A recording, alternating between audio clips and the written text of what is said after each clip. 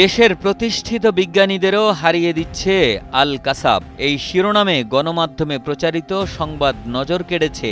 এমনকি এই সংবাদ নজর কেড়েছে বিএনপির ভারপ্রাপ্ত চেয়ারম্যান তারেক রহমানের। তাই লন্ডন থেকে সরাসরি ফোন করে কথা বললেন খুদে বিজ্ঞানী আল কাসাব ও তার বাবা মোসাদ্দেক হোসেনের সঙ্গে। আশ্বাস দিয়েছেন সঙ্গে থাকবেন এই খুদে বিজ্ঞানীর। আলোচিত খুদে বিজ্ঞানী আল কাসাব মেহেরপুরের গাংনী উপজেলার সাহেবনগর বহুমুখী মাধ্যমিক বিদ্যালয়ের ৭ম শ্রেণীর শিক্ষার্থী। কোনো প্রাতিষ্ঠানিক ল্যাব বা বড় প্রতিষ্ঠানের সহায়তা ছাড়াই সে আবিষ্কার করেছে মহাকাশযান, রোভার, এমনকি সামরিক যন্ত্রপাতির মতো জটিল প্রযুক্তি নির্ভর যন্ত্র। আমি আবিষ্কার করেছি একটি রকেট, যেটির নাম দিয়েছি rocket guidance and flight trajectory control. আর ওই প্রজেক্টটার কাজ হচ্ছে মহাকাশে থাকা রকেটের গতিপথ এবং দূরত্ব সম্পর্কে বিভিন্ন তথ্য সংগ্রহ করা। আল কাসাবের তৈরি রোভারটি চাঁদের মাটিতে অবতরণ করে রেডিও তরঙ্গের মাধ্যমে তথ্য প্রেরণ করতে সক্ষম। এছাড়া সে এমন এক প্রযুক্তি যুক্ত করেছে যা শত্রুপক্ষের হেলিকপ্টার বা যুদ্ধবিমান শনাক্ত করে তাৎক্ষণিক প্রতিরক্ষামূলক ব্যবস্থা নিতে পারে। আমরা আরও একটা প্রজেক্ট তৈরি করেছি, সেটির নাম হচ্ছে কিউরিওসিটি রোভার 1।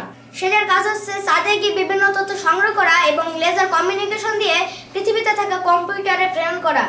আমরা যুক্ত করেছি একটি 180 degree angle night vision camera, যেটি চাঁদে বিভিন্ন তথ্য সংগ্রহ করবে এবং পৃথিবীতে প্রেরণ করবে। মেহেরপুরের স্থানীয় বিএনপি নেতারাও দেখা করেন এই খুদে বিজ্ঞানীর সাথে। এ সময় তারা বলেন, কাসাবের উদ্ভাবনী শক্তিকে জাতীয় পর্যায়ে এগিয়ে নিতে প্রয়োজনীয় সহায়তা দেওয়া হবে। পাশাপাশি তারা দলীয় প্রধানের প্রশংসা করেন।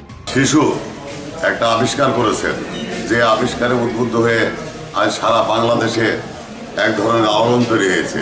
সাহেবনগর মাধ্যমিক বিদ্যালয়ের এক খুদে বিজ্ঞানী, তার যে উদ্ভাবনী শক্তি, এই খবর রেখে তিনি তার পিতাকে ফোন দিয়েছেন। এই গ্রামের একটি ছোট্ট স্কুলে একজন বিজ্ঞানী, বিজ্ঞান মনস্ক একজন ছাত্র তার চিন্তাকে মনে রেখে তাকে মোবাইলে তার ভালো মন্দ খোঁজ খবর নিয়েছেন। আমরা যে কারণে মূলত তাকেই কৃতজ্ঞতা প্রকাশ করতে এসেছি। আমাদের উচিত আমাদের চেয়ারম্যানের প্রতি কৃতজ্ঞতা প্রকাশ করা, যে উনি এই ব্যস্ততার মধ্যেও লন্ডন থেকে আমাদের খোঁজ রাখছেন। আল কাসাবের বাবা মোসাদ্দেক হোসেন জানান, তারেক রহমান একটি ফোন করেছেন। এই টেলিফোন তার ছেলের জন্য এবং তার পরিবারের জন্য বড় প্রাপ্তি। এছাড়া নিজের ভালো লাগার কথা জানান খুদে বিজ্ঞানী কাসাব। আমি আগে এবং পরে মোট 2টা ফোন পেয়েছিলাম, মাঝে একটি ফোন পেয়েছিলাম আননোন নাম্বার থেকে। তো তারপরে তিনি এই বিষয়টা নিয়ে আমাকে বললেন। তো আমি তখন বললাম যে আপনার সাথে যোগাযোগ করতে পেরে আমি খুব আনন্দিত এবং আমি গর্বিত।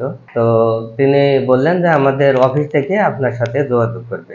জি, আসলে আমার ছেলে আল কাসাবকে নিয়ে দেশের সর্বোচ্চ পর্যায়ের যিনি নেতা একজন তারেক রহমান বা তারেক জিয়া, তিনি যে আমার ছেলেকে নিয়ে আলোচনা করেছেন, এটার জন্য আমি গর্বিত। আগামী দিনে আমি যেন আরো ভালোভাবে দেশের বুকে গড়ে উঠতে পারি, সেজন্য তারা সহযোগিতা করার জন্য এখানে এসেছে। সত্যি আমার অনেক ভালো লাগছে যে তারা এখানে এসেছে আমার সঙ্গে সরাসরি দেখা করতে, সেজন্য আমি আমার নিজেকে ধন্য মনে করি।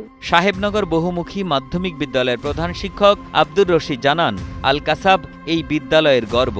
তাকে প্রয়োজনীয় সহযোগিতা দিতে প্রস্তুত স্কুল কর্তৃপক্ষ।